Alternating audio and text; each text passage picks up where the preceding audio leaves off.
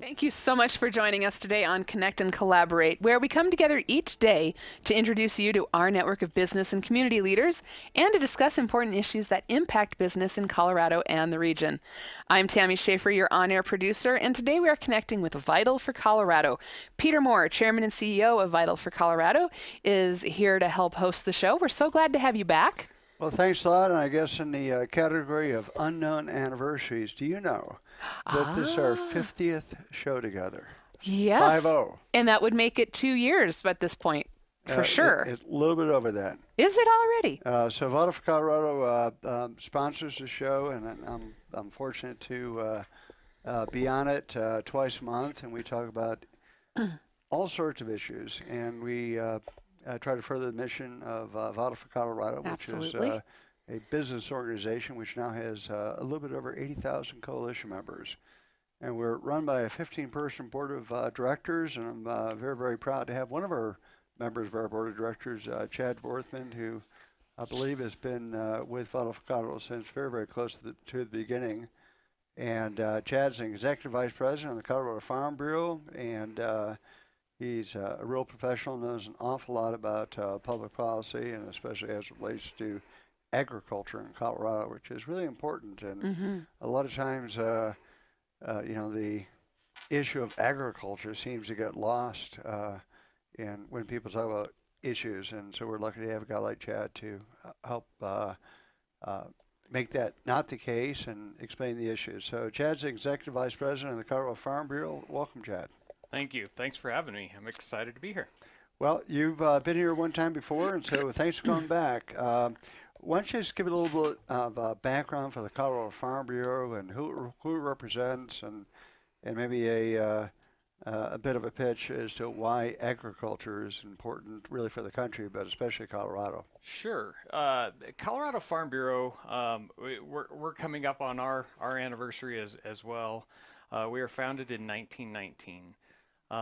Really as a organization to help give a voice to groups of farmers, often far away from the capital, far away from urban centers, but to be able to come together and find solutions to problems that they all face, as common issues. It's been different over the years. Some have been political, some have been production related. But we're coming up next year on celebrating our 100th anniversary. So we're very excited about that. But at the end of the day, what we do now is we represent farmers, ranchers, landowners across the state on a variety of issues. I really think that farming, ranching, agriculture is really one of the ultimate small businesses, because we have to deal with every rule, every regulation that any other small business has to deal with, from labor to all the way up to trade and international trade rules. But we also have to deal with one other thing, and that's Mother Nature. So organizationally, we really cross a wide variety of issues. Priorities for us are consistently water, property rights, and energy. And also really just, using the metaphor of a small business, I can't think of a business that is more subject to commodity prices. I mean, the idea of commodities, you almost think of every agricultural product as being a commodity, and it must be really difficult to deal with Mother Nature, to deal with water, to deal with changing commodity prices, and then the political overlay as it affects land, water usage, and farming and agriculture in Colorado. So it's a very, very difficult business, it seems to me. Yeah, and in Colorado, there's about 35,000 farms and ranches across the state, 35,000 individual businesses. But really, we're one industry, and we ended up being the second largest driver to the state's economy. Right. So, when you look from the number one to number 10 in exports from Colorado, I think like microchips or something like that are like the number one thing, but like really 2 through 10 are different agriculture products, be it frozen box beef or fresh box beef or things like that, and that's really huge for our state, and that's why you drive across the Eastern Plains or West Slope, you see a lot of ag production around Colorado. Well, if you get out of the Denver metro area, which is getting to be a more and more difficult task, but if you do, you'll realize what a strong agricultural state Colorado really is. And I came here to my anniversaries. I'm thinking about this. I came here 40 years ago. Right. And I came from the East Coast. I came from places like New York and Philadelphia and Washington. And I'd never seen a place like Colorado. And I bet. I spent a lot of time in 78 to 80 and sort of exploring the state, and it had a big impact on me. Still does. Beautiful from end to end, and agriculture provides a lot of those beautiful landscapes that we all like to look across. That's what I always say. I'm originally from Nebraska, and the mountains here are beautiful, but I love rows and rows of corn in August. Yeah. It's good to look at. Yeah, it's beautiful. So that's Farm Bureau, and that's what it does. And what's your background? I think I don't want to call you a farm boy because I don't know, because you're bigger than I am, and I don't know if that's an insult or not. But you are a farm boy. Aren't you? I am. I was raised on a farm in Southwest Iowa. Grew up there. I knew pretty much from an early age. Dad tried to get me involved with cultivating crops and corn and putting up hay and stuff like that. And I knew pretty much from an early age, and I think Dad knew too, that I was not good on a tractor. But one of the things that it instilled in me was certainly a passion for the people that are involved in agriculture, for my family. If you go back to our small town in Southwest Iowa, nearly every other person is a Vorthmann or related to one. And I have a lot of passion for people that till the earth, that produce food, and wanted to give back in any way that I could. So I've been with Colorado Farm Bureau for the last 15 years. I'm going on my 15th anniversary with the organization, and I'm excited about the direction that agriculture is heading right now. And I really think it's fair to say this entire life, because I guess not only coming from that background, but in college and your immediate jobs after that, before coming to the Farm Bureau, you're really involved in food production, nutrition, and beef production, and so I think your entire life you've been an agricultural farm person. Yeah, it's a good time for me right now because the legislature's starting up, so there's certainly political activity, but also National Western Stock Show's going on. It's the last weekend for that, and I grew up, pretty much every year bringing cattle out to the National Western Stock Show and exhibiting down in the yards and up on the hill, and it's a good experience. It's a great state. And I should probably know this, but I haven't been down to the Brown Palace. Is the steer still in the Brown Palace, or are they gotten rid of them? I think that I saw pictures that the steer was being put out today. Yep. Well, for a guy from the East Coast and really from Canada, that was pretty striking a long time ago. So what brought you to the Board of Audit for Colorado? And it's been a number of years now. I think it's more than 3 years for you. Yeah, I've been there for quite a little while.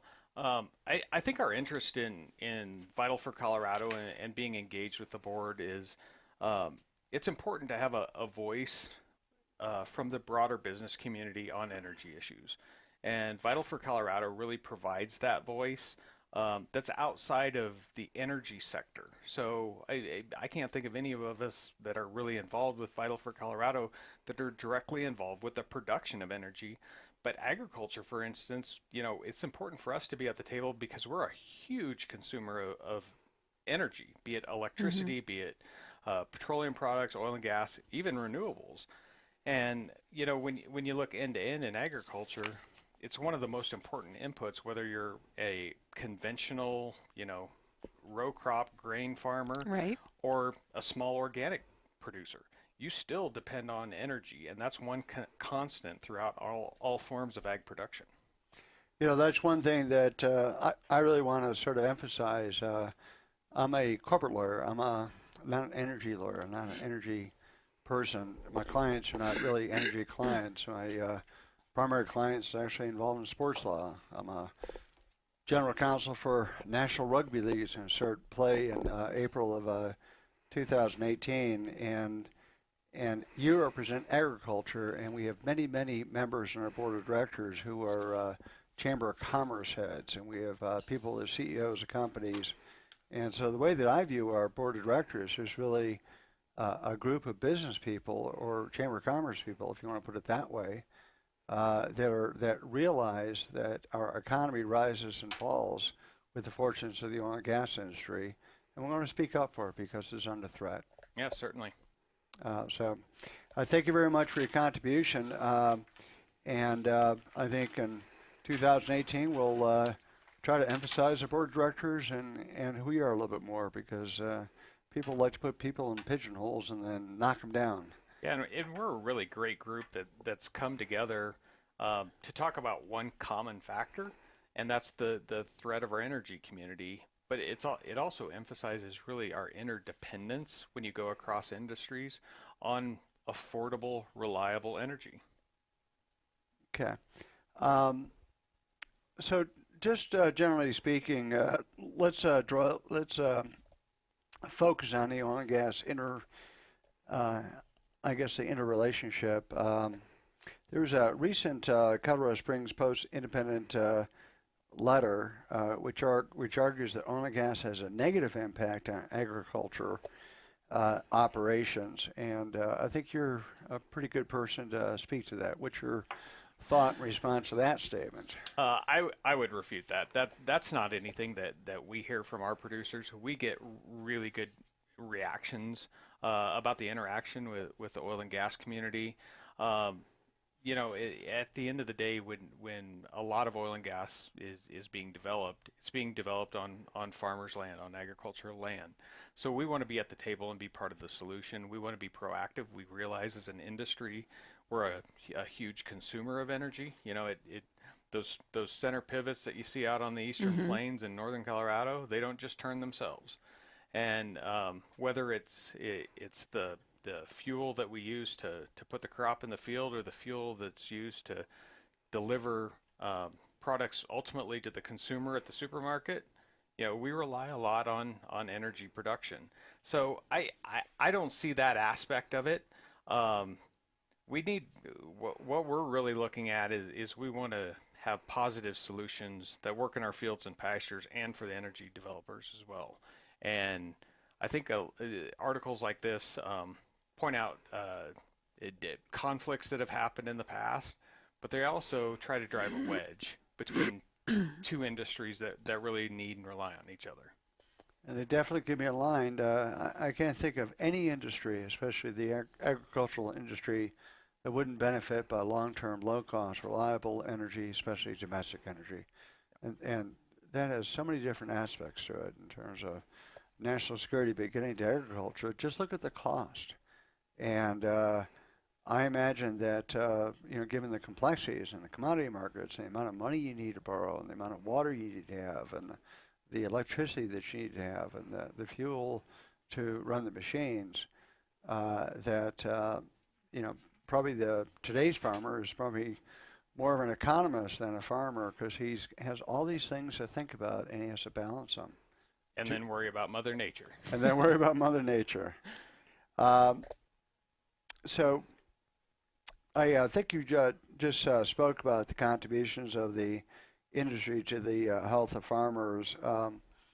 One of the ideas, I think, you know, just to amplify the point you just made, I think that your industry and the oil and gas industry have a lot of collaborative points. I think every industry really does, and from my perspective, that's what holds our board of directors together, and that's what drives the organization.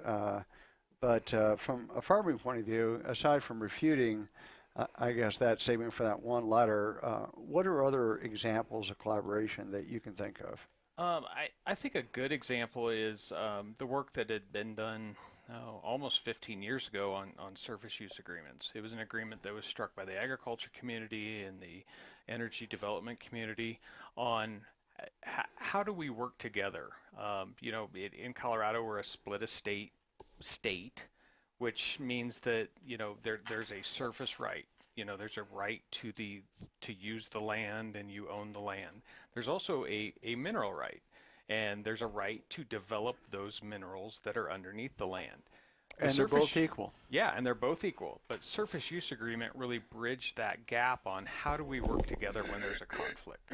And in agriculture, that's particularly important because when you look at things like siting of a well, that's important to a farmer or rancher because that's going to be on their property. They're going to have to deal with that for the next 20 to 30 some years. And they want it in a location that's convenient for their farming operation. You look across the Eastern Plains, all those center pivots, when we start talking about some of these setback measures and things like that, when those start pushing wells to the center of our field, that's taking our productive cropland out of production. That not only hurts the farmer, that hurts our economy in the entire state. So if there, I recall back in 2016, you and I and all the other members of the board of directors, we were facing a possibility of a constitutional addition, which would have a 2,500-foot setback. And I recall that Governor Hickenlooper's office did an estimate on that were that to happen, that over 90% in some counties, in some areas, it's close to 95%, but statewide, over 90% of the inventory that's available to oil and gas companies, which really would be future impacts, would be taken away. And I think we made arguments at the time, which are true, because those very same threats are coming again in 2018, that would push the oil and gas industry out because it's mobile and it can move elsewhere. And if you can't use any of your inventory or 90% of it, it's going to leave. Well, and it not only hurts the oil and gas companies, and I think that's the intent of the proponents of that type of initiatives. But what it really does is it hurts our local communities. Right. We see the ancillary impacts of pulling a business out of a community, but also some of the farms and ranches that could be developed for oil and gas production, they've been around for generations, and generations. They've been around, some of them have been around since before we were a state. And those families still have both the surface right and the mineral right. And, when you start taking that away, that reduces the portfolio of the entire farming operation because they don't have that ability to have a additional stream of income from oil and gas royalties. Certainly they're not going to be putting in the well themselves, but they're going to lease that out to somebody that could and be productive at it. And who's going to pay for that? That's a good question. I've often wondered that. People like to talk about other people's property. It's a fun thing to do. It's almost become a part of sport. But when you get down to the details of who's going to pay for it, and what we're talking about, just relating to the agricultural royalty interest, or even more broadly than that, the people that own royalty interests throughout the state of Colorado. Exactly. I don't even know if the amount has been quantified. It's a tremendous amount. I don't know. We should ask that at our next meeting. Well, it's something I am interested in trying to calculate on an aggregate basis. It's got to be in the billions of dollars, though, right? I think it's in the over $100 billion. Yeah. 100 billion. So it's 90 millions. But it's really talking about the impact on the lost revenue and not only for the oil and gas companies. But I'm trying to really focus on it from the point of view of the royalty owners and the farmers. I think that another one of our board members did a study in terms of Boulder many, many years ago, and she calculated it, and her organization, Michelle Smith, I'm speaking of, had calculated for Boulder. So I think that's something that we ought to do someday soon. Well, back on surface use agreements, I want to say one thing that I think is really great about the work that's been done on those is what we see now is often after development occurs is we're leaving the property in a better situation than it was before. Mm-hmm. There's better roads, better access for the surface use owner or the surface owner, for the farmer, for the rancher. But a lot of times there's better wildlife habitat. Mm-hmm. There's different things that provide benefit. There's reduced dust because people think about the roads and try to reduce the roads and make it more efficient. So you have fewer roads that impact the farmer, but the net result of that, you have a more efficient transportation system and less dust. Definitely.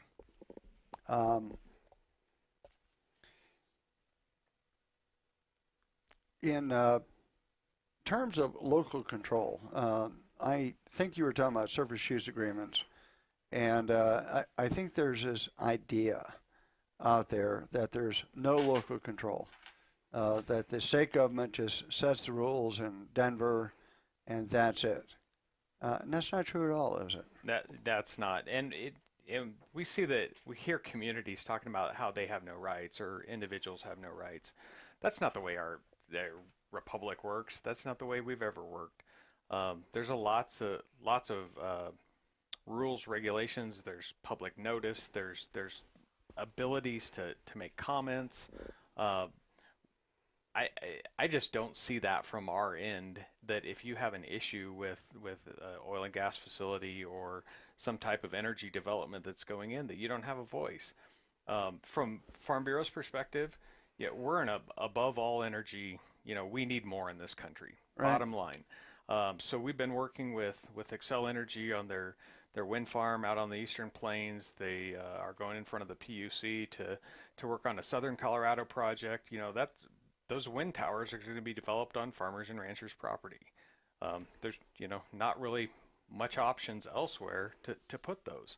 So it's something that we want to be at the table, but we see the public turn out for it. Whether they're having a tower put up on their place or not, people are interested in what's happening as far as how their energy is being developed and how it's being distributed across our great state. You probably didn't see this show, but we had a senior vice president for Xcel come in. She talked about that project extensively, and one of the main points she made is that, to use my language, I guess, the symbiosis between some of the alternative energies, and particular wind energy, and traditional hydrocarbon energy in terms of natural gas in terms of the plants, and they're both needed, and neither can exist. Actually, the wind can't exist without the other, and it was really kind of one of her points. And from the Farm Bureau's point of view, you see it in action. Yep, and we see that every day, every year throughout the summer, that you might find out with just a short window of time when water is going to be available to irrigate a field. Or based on your sensors and your monitoring, you might have a specific, very tight window of time when you need to turn that sprinkler on. You need to be able to know that the energy is going to be there to run that. That's why we get really involved with an all-above the portfolio, but because we want to see as much energy as possible out there, so we're not worried about flipping a sprinkler on and not being able to irrigate our field. Well, Vital for Colorado is definitely an all-of-the-above energy organization, and we try to learn more and more about it.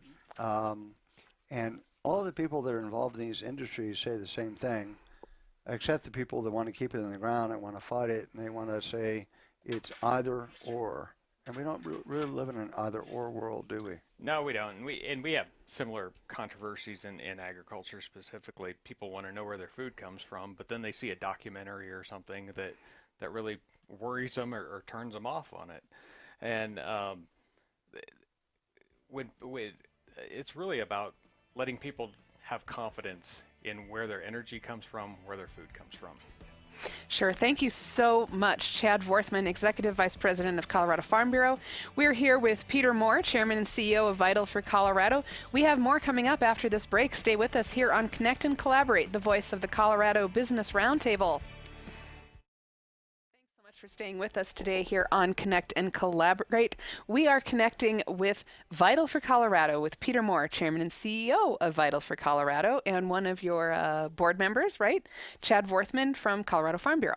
Well, thanks a lot, Tammy. And before we continue our conversation with Chad, just a real brief promo for Vital for Colorado. If you'd like to find out more about our work and who we are and who's on the board, please go to our website, which is www and spelled out VITALFOR Colorado .com. And we're trying to improve our website, but we have a page up for the board. We have a page up for all the various articles, and we do about 90 events a year. And I think we've been in existence since the fall of 2013, actively since the spring of 2014. And we now have had 80,000 Colorado citizens sign a 7 Principles Pledge, which essentially outlines the things we stand for in over 1,000 businesses. And we're a statewide organization, and we try to be the voice of business to speak on oil and gas issues and energy issues, all of the above issues. Chad Vorthmann is with the Colorado Farm Bureau, and Chad, you've been with us since beginning, so thank you very much for that. It's hard to think of very many organizations that people would stay with for as long as you have, so thank you. It's an important coalition to us. You recently went to a trade show, and I think this might be a good way to sort of introduce the issues that are important to agriculture. So why don't you tell us about the American Farm Bureau Federation's annual meeting and trade show? Yeah, we were just out in Nashville for nearly a week. It was a pretty exciting time. We got to see President Trump. He came and spoke to the group. But it's a gathering of roughly 7,000 farmers and ranchers from every state in the U.S. plus Puerto Rico. Farm Bureau has each state has a state chapter as well as Puerto Rico, so we have 51 chapters. We got to hear about the rebuilding that was going on in Puerto Rico, but really a lot of what we did was talk about the nuts and bolts of what's going on in D.C., what's going on at various state levels, but what's affecting farm policy. We're going to be looking at the Farm Bill this coming year. Immigration reform, regulatory reform is high on everyone's list, and then trade. Definitely trade is one of those big issues as well. Well, let's bear down just for a few moments. 2 or 3 of the things you mentioned catch my interest in terms of the biggest issues for 2018 facing from a national level agriculture. What would you characterize those as being? Probably immigration reform is going to be right up there. We need an immigration system that really meets farmers and ranchers' needs, and what we've seen is a failure by past administrations, and not just the last one, but several administrations back to fix our broken immigration system. For our farmers and ranchers, a lot of them use the H-2A program, and they depend on folks that come from foreign lands to pick crops to help herd sheep, livestock. The dairy industry has a big interest in immigration policy, and it's getting tougher and tougher to get people that have been coming to our farms and ranches for 20, 30 years for them to get visas. They're law-abiding citizens. They're good people. They're actually, for some of our farmers and ranchers, they almost become an extended part of their family, and they come back every year, help with the seasonal jobs of agriculture, planting crops, picking crops, very vital to our fruit and vegetable industry in our state, and we're just having lots of problems with immigration. Beyond that, trade is one of those issues that's very high on the list. We'll just pause for a second on immigration. It's now January 19 in Denver, Colorado. It's about 4:37, and somewhere in about 4.5 hours, unless there's a deal on the DACA issue, our government may be shut down for the weekend. Yep. And this happened before about 5 years ago, so it's not completely unprecedented, but it's certainly dysfunctional to have a government shut down because it can't pay its workers. And what that means in real practical terms is that people that show up at work on Monday won't get paid. So that's how dramatic our immigration debate has become.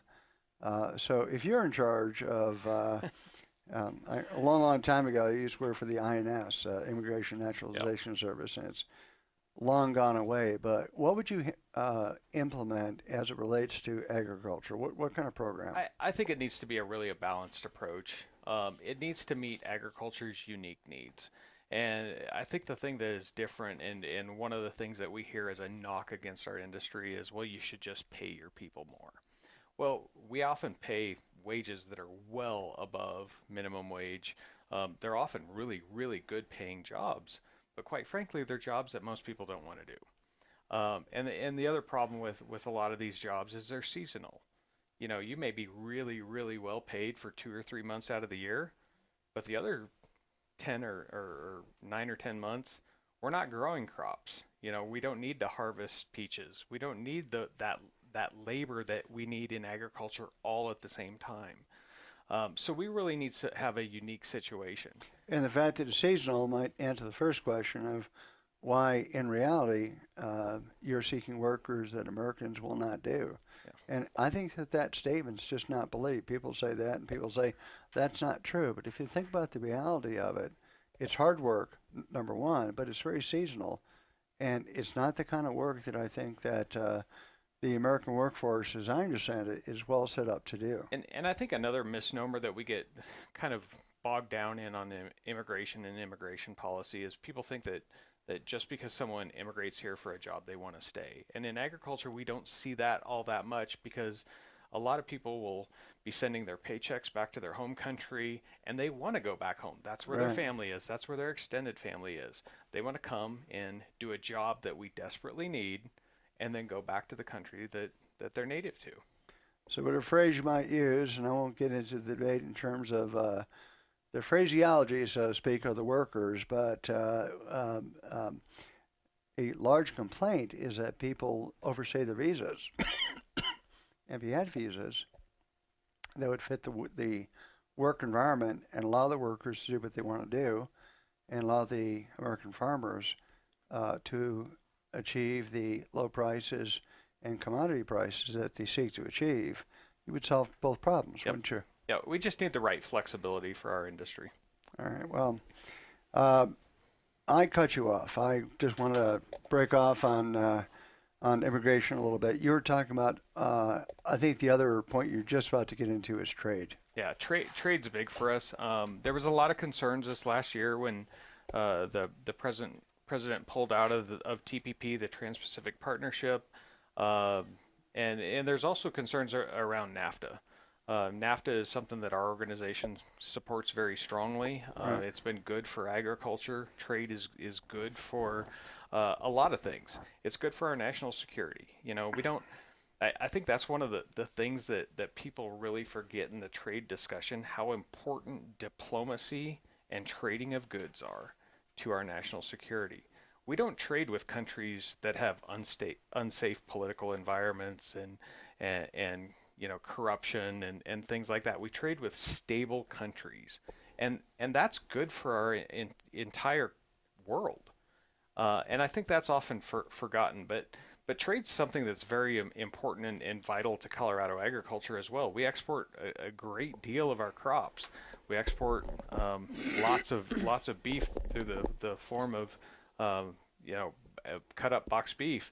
And it's one of those issues as we're facing the probably the last round for a little while of NAFTA renegotiations. It's something that we're watching very closely. So NAFTA involves Canada, Mexico, and the United States. And I don't recall who's one and who's number two. I'd imagine Mexico is larger than Canada. But are those our two largest trade partners? Yeah, I believe Canada is our largest trade partner, Okay. and that surprises a lot of people. Well, I am from Canada, and I'm not quite sure what the Canadians send down here, but I know, having been there fairly frequently, what is there, and there's an awful lot of trade of American goods to Canada. There's a total dependency upon that, and I think the same is true with Mexico too. There's a lot of trade of ag products as well. A lot of Canadian beef gets shipped down here on foot and goes back in the form of further processed beef through our packing plants here in Colorado.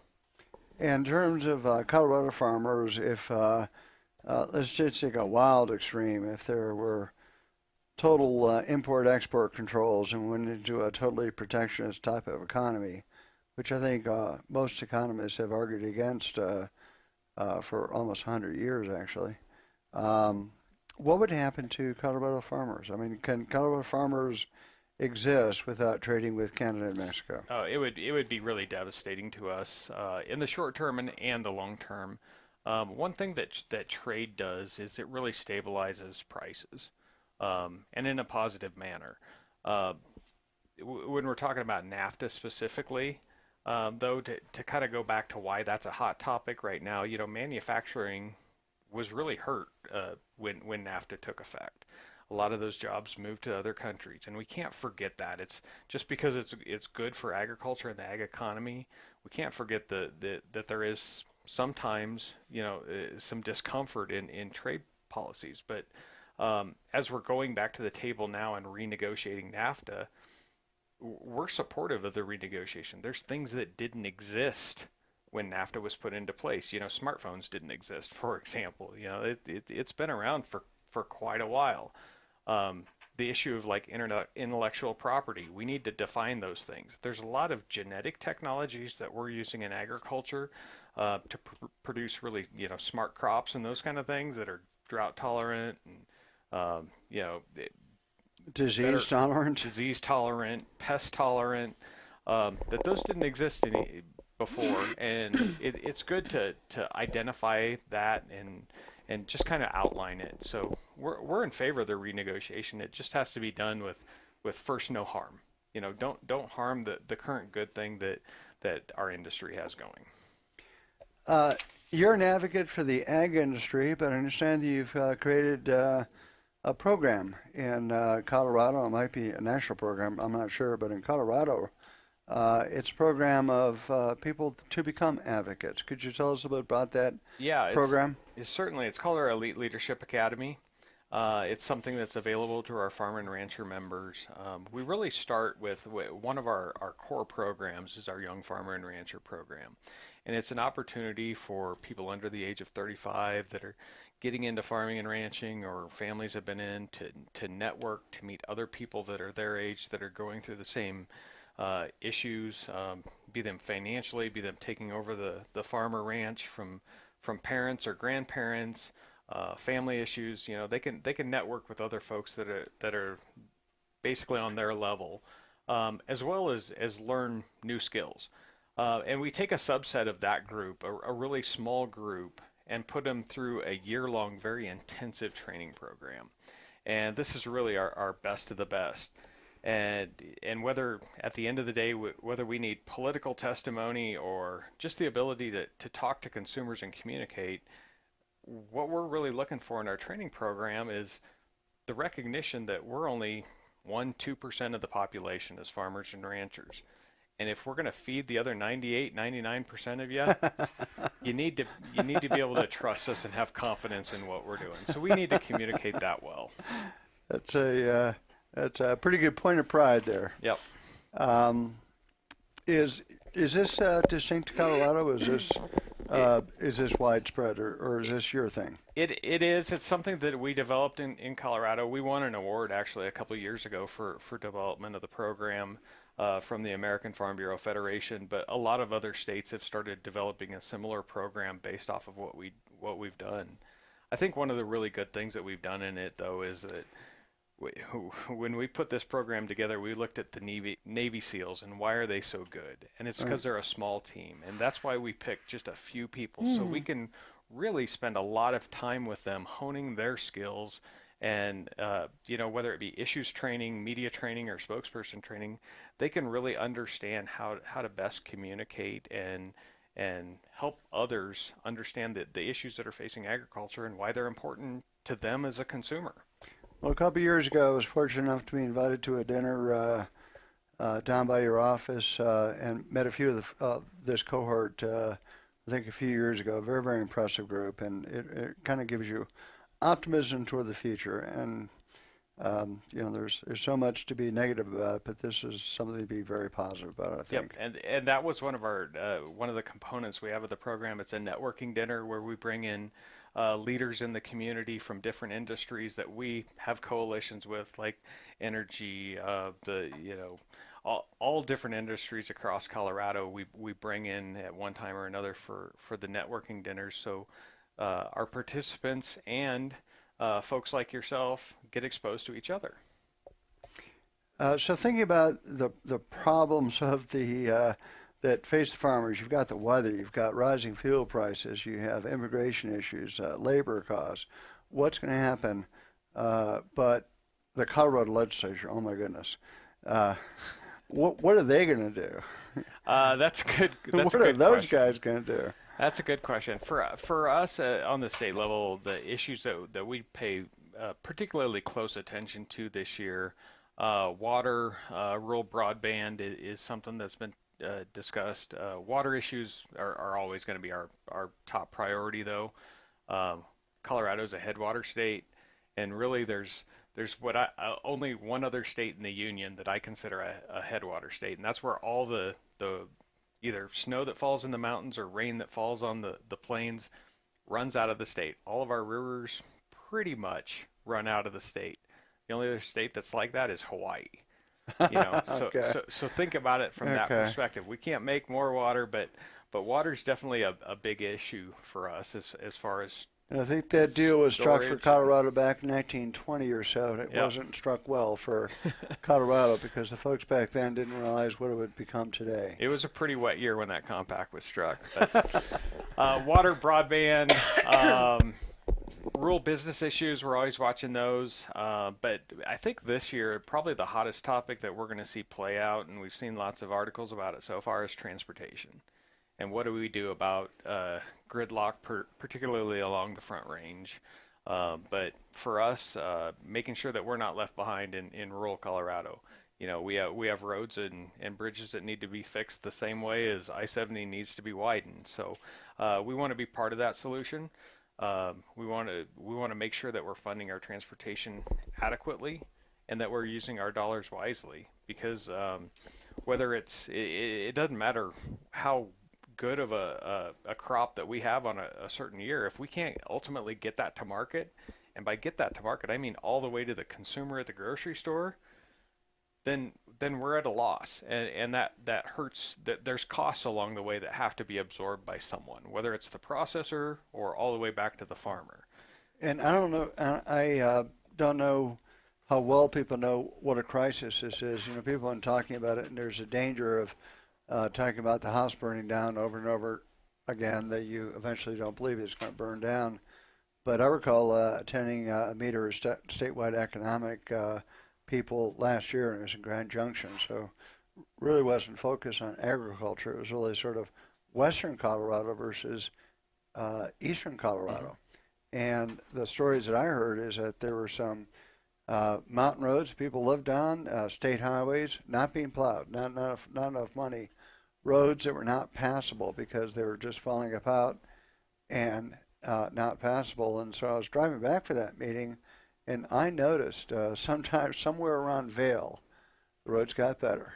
And it is absolutely true, is the roads are not kept in a uniform way. Yeah, I think we're going to hear a lot of talk about that. There's been a lot of proposals that have been put out so far. There's certainly going to be polling that's need to be done to see what different mechanisms. I think with tax reform on the federal level, it sounds like we're going to be getting more money from the state than we would have before, potentially. I've kind of heard both, so maybe more, maybe less. But if we are in a situation where we're getting more money, how are we going to use that to fund transportation? Or is it going to take a sales tax measure or a gas tax or some kind of fee increase or road usage charge or something like that to get the money that we need to grow our infrastructure with our growing state? I went to a breakfast this morning with Dr. Wobekin from CU, one of the strongest people, and I don't know if you're there for the Southern Metro Chamber Economic Forecast, but we are going to get more money, but it is not nearly enough, to even start to address the transportation issue. So we're going to have to develop our own solution. And Has the Farm Bureau sort of weighed in? I know there are various proposals out there. Is there any one that you like better than the others, or are you sort of sitting on the sidelines for the moment? Well, I'll be honest, we're watching them all. We're looking for whatever solution is going to bring the fix the quickest. For us, I think it's going to need to be something that definitely addresses our roads and bridges problems. I mean, that's what we hear in rural Colorado. But we certainly understand there's also an impact that transit has, that things like light rail and that has on just helping people get off the road, so trucks can move back and forth, so people can move back and forth. And so if that ends up being one of the compromises, I hope that we're at the table either advocating for it or working to see a solution that works for our entire state. There are some technologies on the horizon many people advocate that may change the entire nature of the debate altogether. I'm talking about autonomous cars and electric cars, and it just may change things. It's hard to believe, but it may be coming sooner than you think. That's interesting. The last year we legalized, not that they weren't illegal before, but we legalized autonomous vehicle testing and technology in Colorado. One of the interesting things is one of the large auto manufacturers came to us and said, would you guys please testify, because we've been using autonomous vehicles in farming with our GPS guided tractors and things like that, geofencing, for 10, 12 years, probably even longer on some operations. But we've been using that technology for a while, so it's something that we're very familiar with.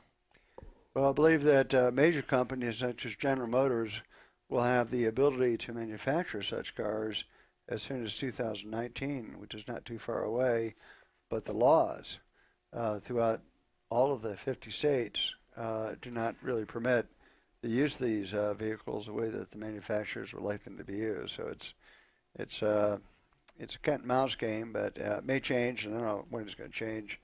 It's going to be an interesting kind of transportation revolution for us, though, too. 2 minutes. So what other issues? We talked about transportation. We talked about immigration a little bit, and I guess it really gets into sprawl, but water. I mean, that's a perennial issue for agriculture. And do you know offhand how much of all of the water that's available to be used in Colorado is used by agriculture? I think it's a tremendous amount. It's not actually use, but it's how many times we divert it. Okay. It's about 70 to 80% of the diversions are diverted by agriculture. And then those waters go back into the basins eventually, or to and they rivers. get so reused from farm to farm. So water is something that's very important to us.